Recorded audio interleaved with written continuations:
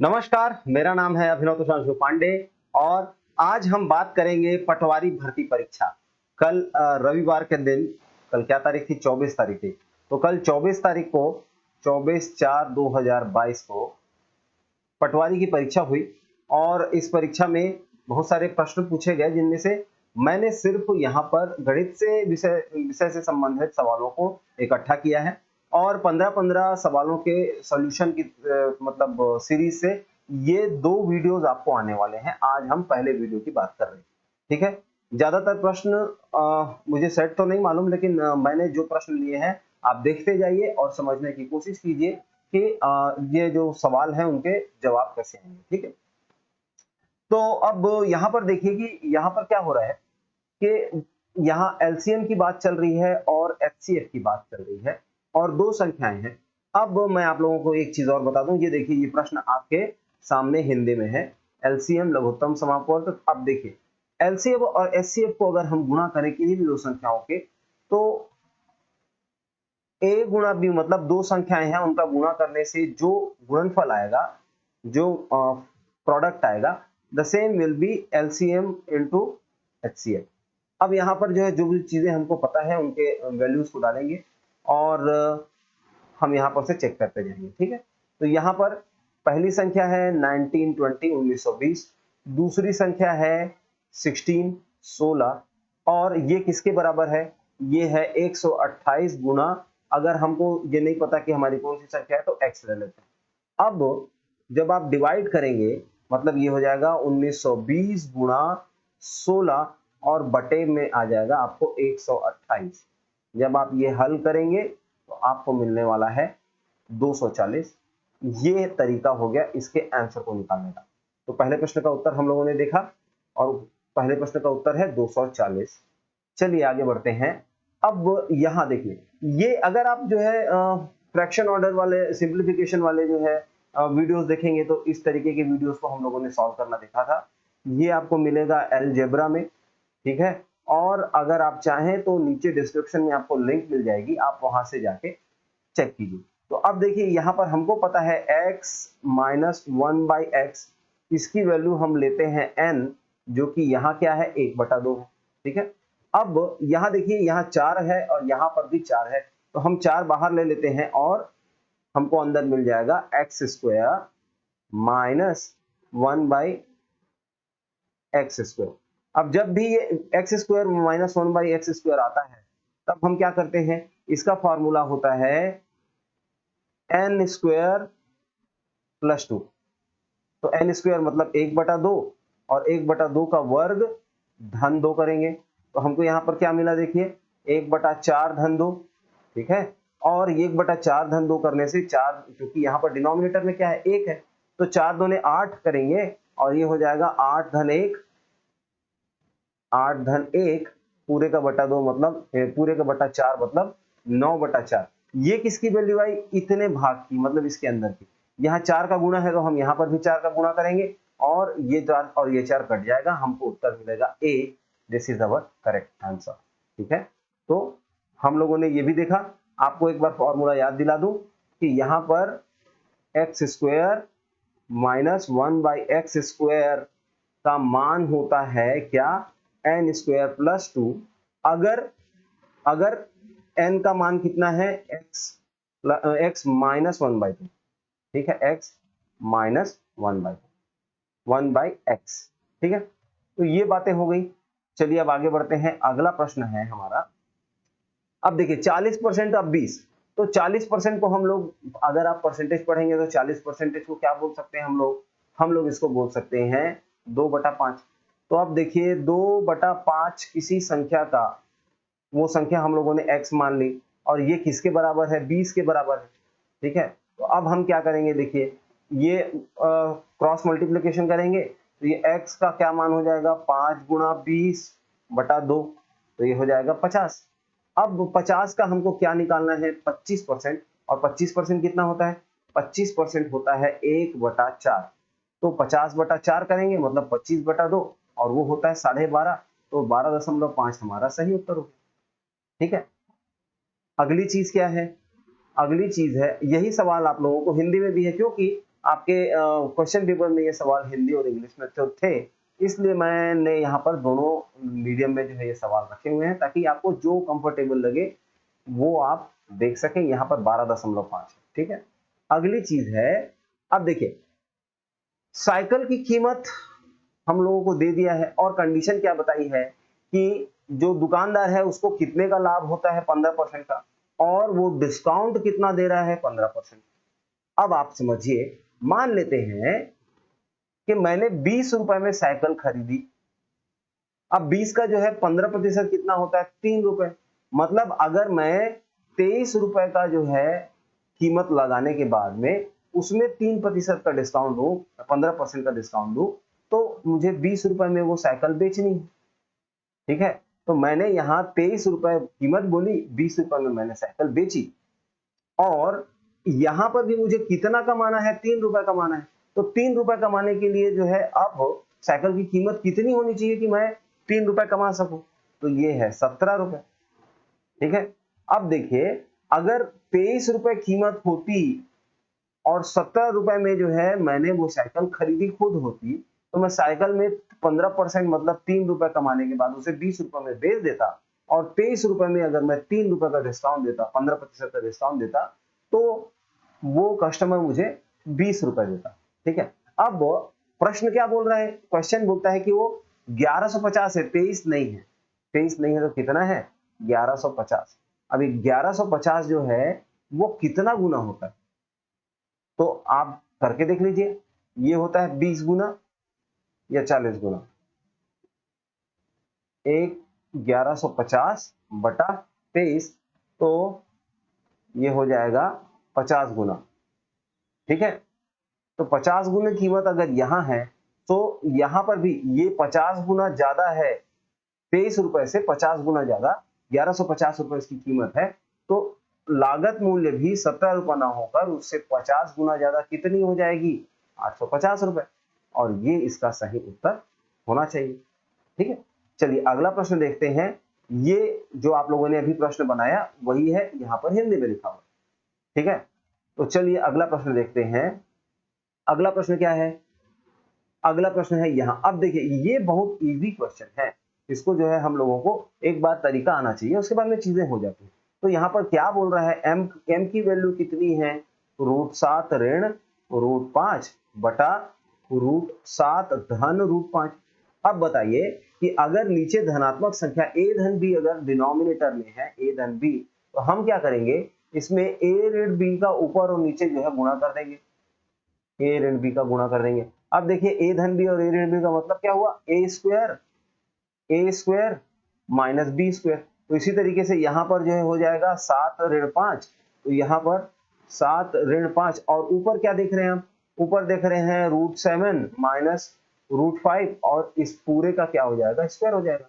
तो अब m की क्या वैल्यू आई, यहाँ देखिए नीचे हमको मिलने वाला है 2, और ऊपर क्या मिलेगा, तो ऊपर पहले अब ये a ऋण b पूरे का स्क्वायर क्या होता है, a minus B the whole square का क्या होता है, a square plus B square minus 2ab। तो यहां पर भी हम क्या करेंगे, a स्क्वायर मतलब 7, b स्क्वायर मतलब 5, और माइनस में जाएगा 2 इंटू अंदर 5 7 35 रूट में, तो अंडर रूट 35। इसको जो है देखिए अब यहां पर हमको मिल रहा है 12 माइनस 2√35 और बटे में 2 है। क्या हम इसमें से 2 कॉमन निकाल सकते हैं, बिल्कुल। तो ये हो जाएगा 6 माइनस √35। यहां तक तो आपको बात समझ में आ ही गई होगी, ठीक है। ये m की वैल्यू है। ये सारी चीजें हम लोगों ने अलजेब्रा और सिंप्लीफिकेशन में पढ़ी हुई हैं, आपको नीचे डिस्क्रिप्शन में सारी चीजों का लिंक मिल रहा है, और आप वहां से जो है ये चीजें डिटेल में कैसे होती है सीख सकते हैं। अब देखिए m की वैल्यू हमको मिल गई कितनी, 6 माइनस √35।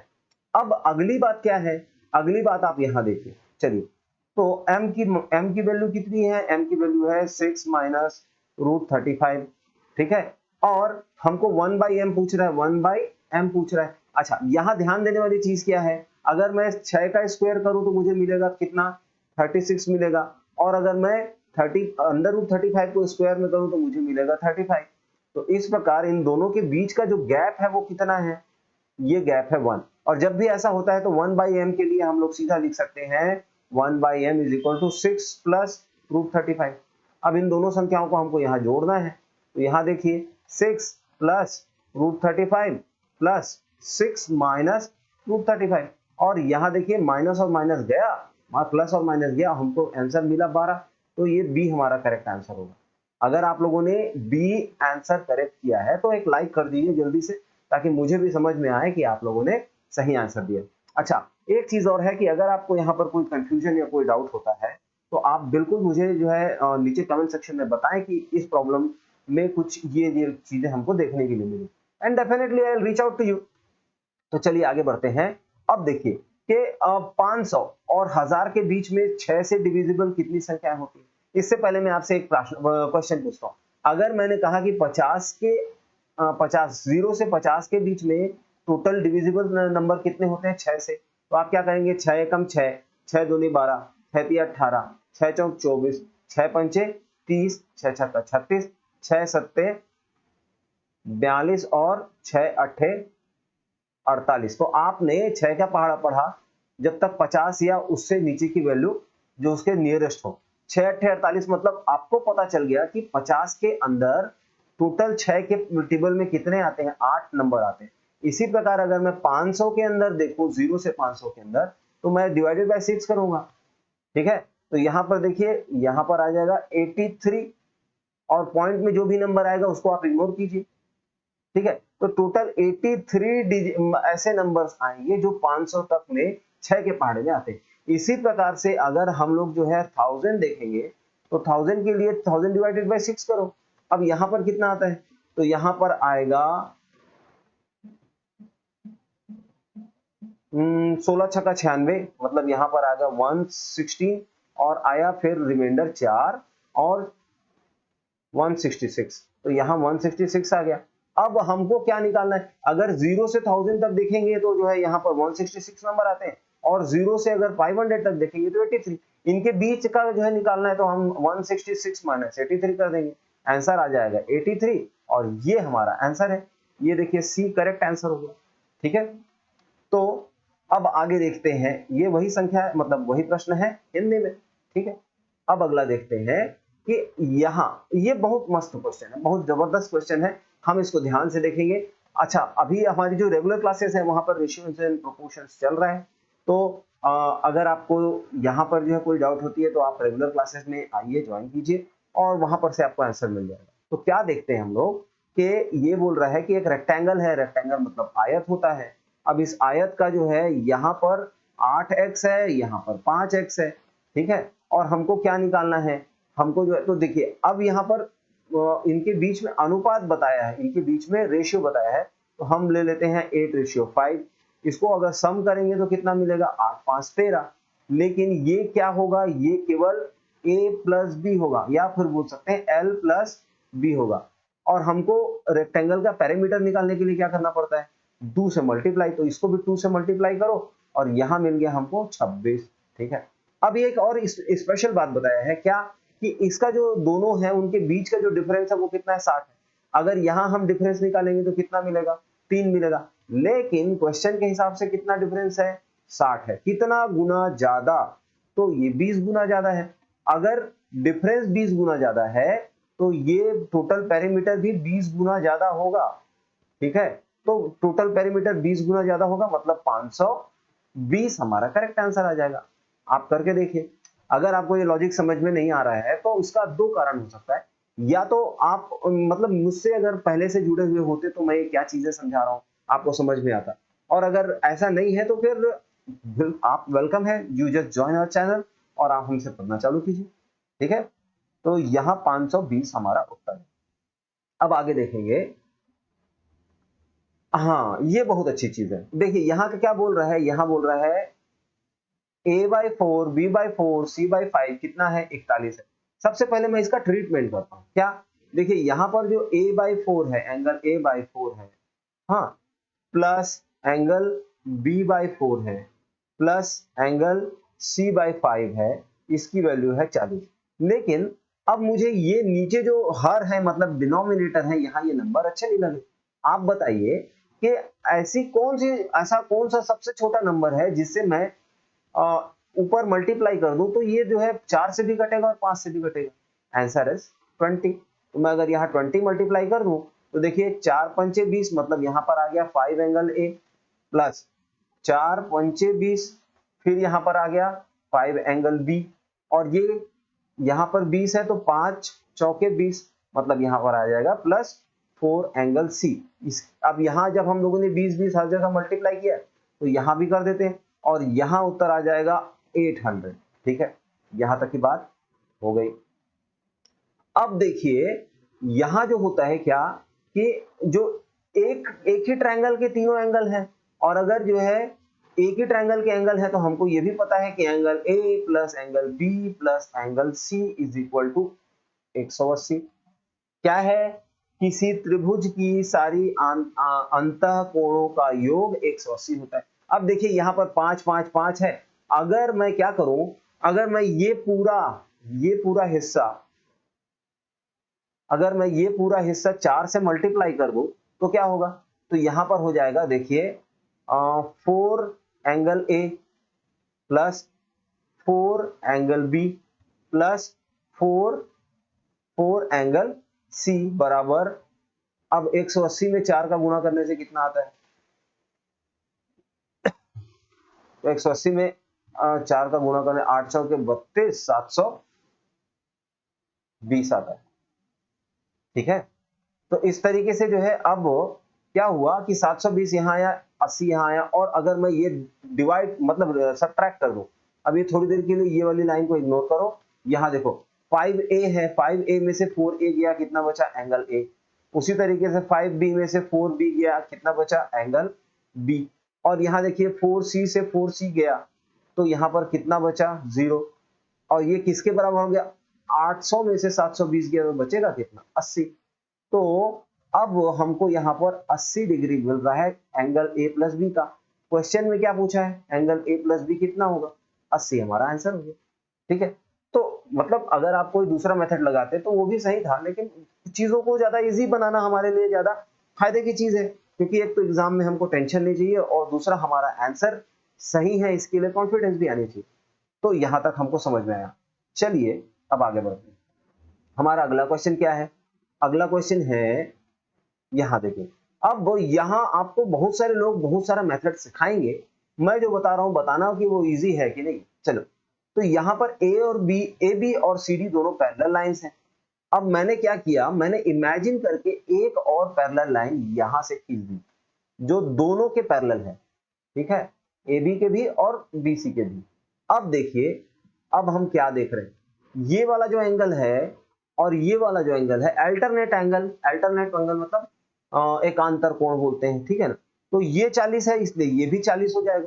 इसी तरीके से ये वाला एंगल 30 है तो ये वाला एंगल भी 30 हो जाएगा। क्यों, क्योंकि भाई दोनों लाइन पैरेलल्स हैं। तो इस प्रकार से यहाँ 40 और 30 मिला, आंसर क्या हो गया, 70। यही हमारा करेक्ट आंसर है।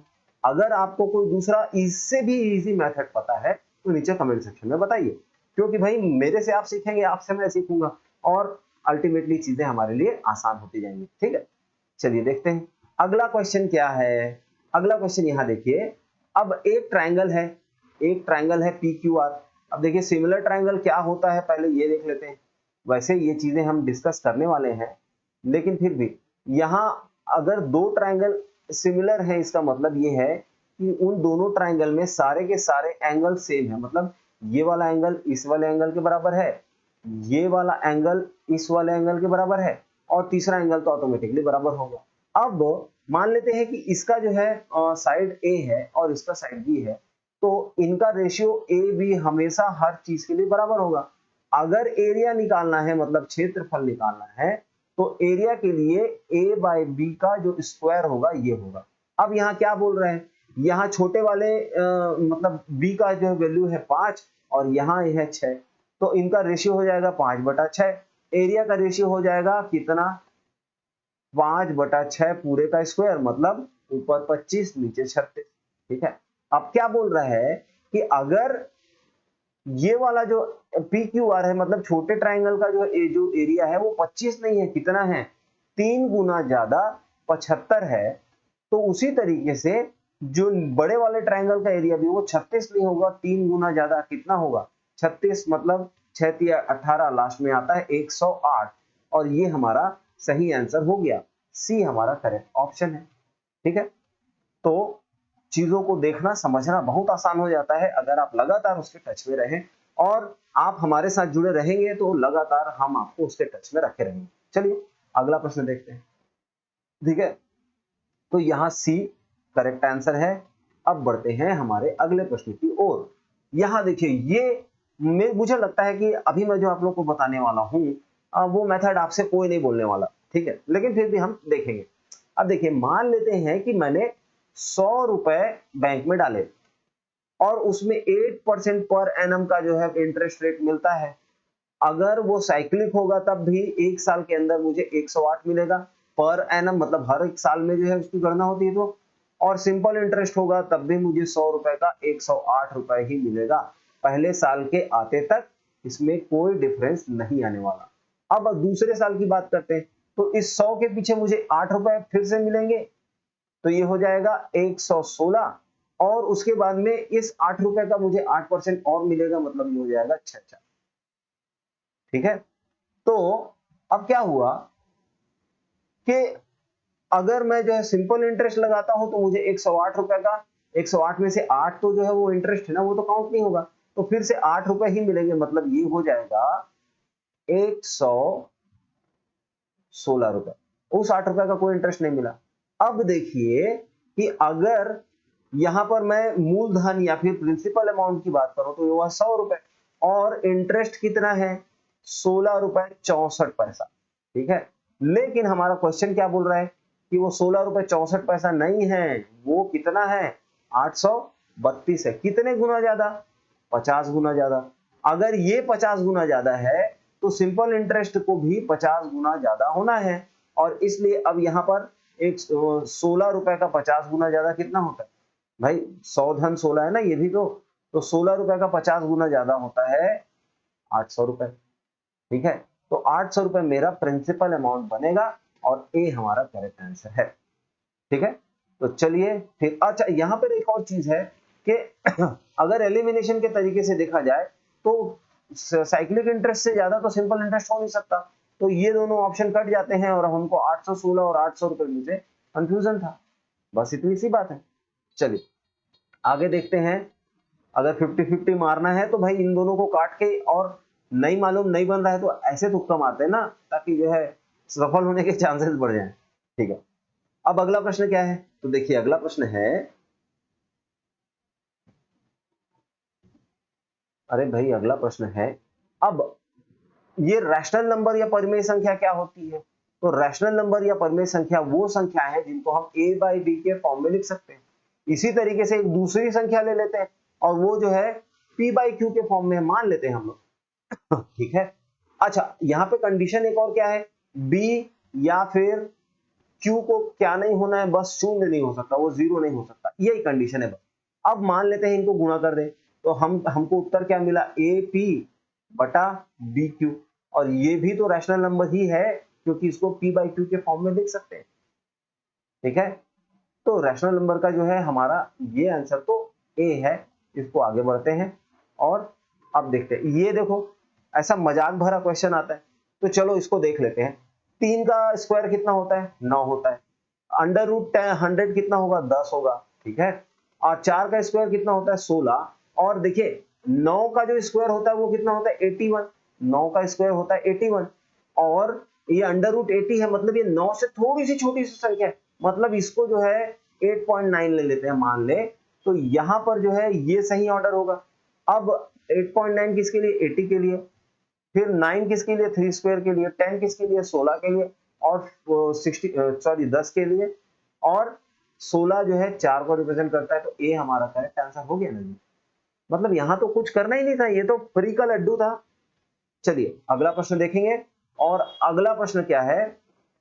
अच्छा अब देखिए, एक एग्जाम हुआ और उस एग्जाम में 80% जो स्टूडेंट हैं वो किसमें पास हुए? इंग्लिश में। तो 80% लोग पास हुए, मतलब 20% लोग फेल हो गए। तो 20% लोग फेल हो गया किसमें? इंग्लिश में। चलो कोई बात नहीं, इंग्लिश हमारी मातृभाषा थोड़ी ना है। लेकिन 70% गधेड़ू लोग किसमें पास हो फेल हुए हैं? मतलब 70% लोग पास हुए हैं मैथ्स में, मतलब 30% लोग फेल हो गए मैथ्स में। शर्म की बात है। सबको जो है फोटोन का जो है वीडियो दिखाओ, सब पास होने लगेंगे। अब 30% लोग और 10% कॉमन भी है, मतलब यहां ऐसा गोला बनेगा जो काटे एक दूसरे को, और यहां पर मैथ्स में कितने लोग फेल हो गए? 30% लोग। अच्छा, कॉमन वाले कितने हैं? कॉमन वाले हैं 10%। अब आप मानो कि आपके घर में 3 भाई हैं। अच्छा, एक भाई, तीनों भाई में से एक पास हुआ, फिर पापा बुलाए कि कौन कौन फेल हुआ, तो दोनों भाई आएंगे और एक एक बार मार खा के चल देंगे।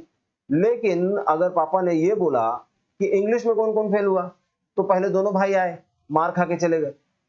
फिर बोले कि मैथ्स में कौन फेल हुआ, फिर 2 भाई आए और मार खा के चले गए, और एक को 2 बार मार पड़ गई। उसी तरीके से ये 10 की गिनती अगर हम लोग ऐसे देखेंगे तो 2 बार होगी। तो भैया टोटल फेल में ये 10 लोग तो दोनों जगह गिनती हो रही ना, इसलिए टोटल फेल कितना होगा? 20 प्लस 30 माइनस 10। ये बात आपको समझ में आई होगी। तो यहां पर आ गया 40। अब बताओ कि 40 लोग फेल हुए, 40% लोग फेल हुए, तो पास कितने परसेंट लोग हुए? 60% लोग। ठीक है, तो 6/10 ऑफ टोटल नंबर, ये कितना है? क्वेश्चन में दिया है 144 है, 144। तो अब आप क्या करो, क्रॉस मल्टीप्लीकेशन करो, तो ये टी हो जाएगा, टोटल हो जाएगा 144 इंटू 10/6। ठीक है, तो अब देखो 6 दूने 12 बचा 2, और 6 चौके 24, 240। तो 240 हमारा सही उत्तर हो गया भाई। इस तरीके से बहुत ही इजी सॉल्यूशन हमारे पास है। चलिए अब आगे देखते हैं। अच्छा, अब ये देखते हैं यहाँ पर कुछ जगह पर मैंने देखा है कि टीचर्स बोल रहे हैं कि ऑप्शन देखो, सही उत्तर निकालो, लेकिन हम लोग जो है थोड़ा सा कश्मकश करेंगे, थोड़ा सा मेहनत करेंगे, ऑप्शन से भी निकल जाएगा, बहुत आसान है। लेकिन हम देख लेंगे। तो 2 नंबर है एक्स और वाई, एक्स और वाई 2 नंबर है, इनको पहले जोड़ते हैं और उसके बाद इनका स्क्वायर निकालते हैं। तो ये इनके खुद के प्रोडक्ट के 4 गुने के बराबर है, ऐसा है। अब यहाँ देखिए X square plus Y square plus 2xy, ये किसके बराबर हो गया? 4xy के। तो ये ट्रांसफर हो जाएगा इधर, और हो जाएगा X square plus Y square is equal to 2xy। अब वो देखो ये xy को इधर ले आते, तो एक्स स्क्वायर बटा X Y plus Y square बटा एक्स वाई बराबर कितना हो गया? 2 के। अब ये कटेगा तो एक्स बटा वाई प्लस वाई बटा एक्स किसके बराबर है? 2 के। ये तभी पॉसिबल है जब एक्स और वाई दोनों बराबर हो, तब तो यहां से 1 मिलेगा और यहां से भी 1 मिलेगा। ठीक है ना? तो इसलिए इनके बीच का जो रेशियो है वो 1:1 है। अगर आप सीधा ऑप्शन ट्राई करते तो 4 बार ट्राई करने से आपको वो भी निकल जाता। तो ये सारी चीजें हम लोगों ने सीख ली हैं, और इसके बाद में 15 क्वेश्चन और बच गए हैं। जैसे ही रिकॉर्डिंग होती है I will upload these videos. तब तक के लिए जुड़े रहिए मेरे साथ, मिलते हैं बाकी के 15 क्वेश्चन के साथ। मेरा नाम है अभिनव तोषांशु पांडे। और यहाँ पर एक बात मैं आपको और बता दूं कि अगर आपको सारे पीडीएफ चाहिए या रेगुलर अपडेट चाहिए, तो आप ये तोषांशु सर मैथ्स, ये आपको टेलीग्राम का चैनल है, आप यहाँ ज्वाइन कर लीजिए। ये हमारा YouTube का QR कोड है, ये स्कैन करने के बाद में अगर आप ये इंस्टा में या कहीं और देख रहे हैं ये वीडियो, तो आप वहां से जो है ये वीडियोस जो है मतलब YouTube में भी देखने लग जाएंगे। सब्सक्राइब कर लीजिए ताकि आप लगातार मुझसे जुड़े रहें। तो चलिए मिलते हैं, धन्यवाद।